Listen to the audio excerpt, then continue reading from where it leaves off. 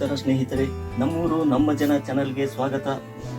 ವ್ಯಾಪಾರಕ್ಕೆಂದು ಭಾರತಕ್ಕೆ ಬಂದ ಬ್ರಿಟಿಷರು ನಮ್ಮ ದೇಶವನ್ನು ಆಕ್ರಮಿಸಿ ಆಡಳಿತ ಚುಕ್ಕಾಣಿ ಹಿಡಿದು ಸುಮಾರು 200 ವರ್ಷಗಳವರೆಗೆ ನಮ್ಮನ್ನು ಆಳಿದರು. ಇಂಗ್ಲೆಂಡಿನಿಂದ ಭಾರತಕ್ಕೆ ಬಂದ ಸಾಕಷ್ಟು ಸೈನಿಕರು, ಸೈನ್ಯಾಧಿಕಾರಿಗಳು, ಅಧಿಕಾರಿಗಳು ಹಾಗೂ ಅವರ ಕುಟುಂಬಸ್ಥರು ದೇಶದ ವಿವಿಧೆಡೆ ನೆಲೆಸಿದರು. ಕೆಲವರು ಇಲ್ಲಿಯೇ ಮಣ್ಣಾದರು. ಹೀಗೆ ಮಣ್ಣಾದ ಬ್ರಿಟಿಷ್ ಅಧಿಕಾರಿಗಳ, ಸೈನಿಕರ ಹಾಗೂ ಅವರ ಕುಟುಂಬಸ್ಥರ ಸಮಾಧಿಗಳು ಬಾಗಲಕೋಟೆ ಜಿಲ್ಲೆಯ ಕಲಾದಗಿ ಗ್ರಾಮದಲ್ಲಿ ಈಗಲೂ ಕಾಣಬಹುದು.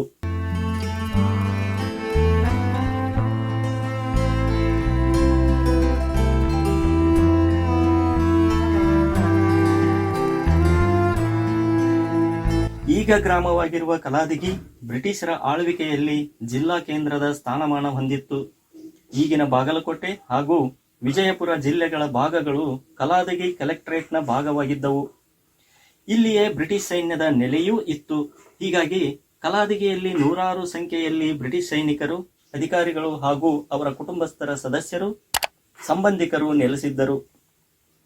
ಇಲ್ಲಿ ಮೃತಪಟ್ಟವರನ್ನು ಇಲ್ಲಿಯ ಸಮಾಧಿ ಸ್ಥಳದಲ್ಲಿ ಹೂಳಲಾಗುತ್ತಿತ್ತು.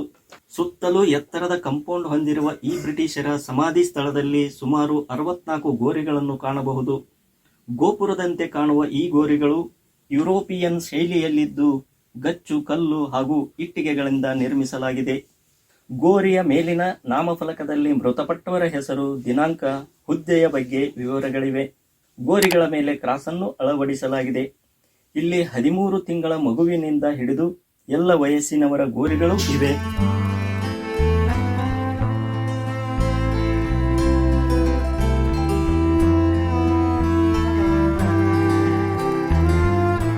ಬಹುತೇಕ ಗೋರಿಗಳು ಹಾನಿಗೆ ಒಳಗಾಗಿವೆ.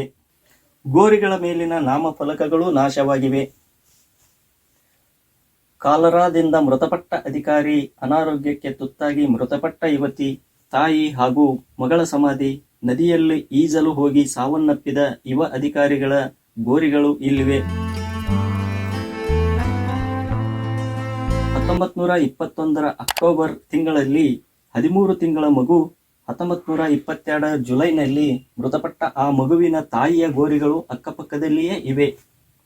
ಈ ಸಮಾಧಿಯ ಮೇಲೆ ಪತ್ನಿ ಹಾಗೂ ಮಗುವಿನ ಅಗಲಿಕೆಯ ನೋವಿನಿಂದ ತಂದೆ ಬರೆಯಿಸಿದ "ಹೋಗು, ಎಲ್ಲ ಬಿಟ್ಟು ಹೋಗು, ನಮ್ಮನ್ನು ಮರೆಯಬೇಡ, ನಾಳೆ ನಾವೆಲ್ಲ ನೀನಿರುವಲ್ಲೇ ಬರುತ್ತೇವೆ" ಎಂಬ ಸಾಲುಗಳು ಓದಿದರೆ ಎಂಥವರ ಕಣ್ಣುಗಳು ಹಸಿಯಾಗುತ್ತವೆ.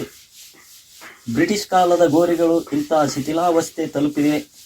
ಮುಳ್ಳುಕಂಟಿ ಗಿಡಗಳು ಗೋರಿಗಳನ್ನು ಆಕ್ರಮಿಸುತ್ತಿವೆ. ಇತ್ತೀಚಿನವರೆಗೂ ತಮ್ಮ ಪೂರ್ವಜರ ಸಮಾಧಿಯನ್ನು ಹುಡುಕಿಕೊಂಡು ಅವರ ಸಂಬಂಧಿಕರು ದೂರದ ಇಂಗ್ಲೆಂಡಿನಿಂದ ಕಲಾದಗಿಗೆ ಆಗಮಿಸುತ್ತಿದ್ದರು ಎಂದು ಸ್ಥಳೀಯರು ಹೇಳುತ್ತಾರೆ.